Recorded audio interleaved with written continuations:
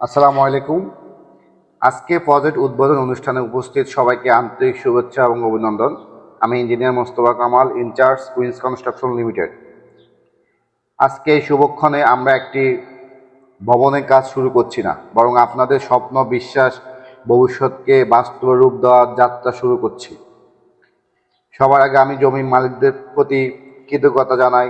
আপনারা আমাদের প্রতিষ্ঠানের প্রতি আস্থা রেখেছেন, সেটি আমাদের সবচেয়ে বড় শক্তি। আমরা এই আস্থার মর্যাদা দিতে সর্বদা প্রস্তুত।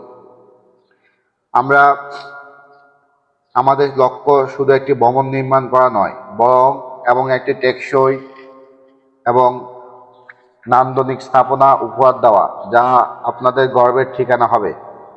আপনাদের সহযোগিতা, দোয়া ও পরামর্শ আমাদের পথ চলাকে আরও শক্তিশালী করবে। আমরা আপনাদের প্রত্যাশার চেয়েও ভালো কিছু উপহার দিতে সক্ষম হব ইনশাল্লাহ।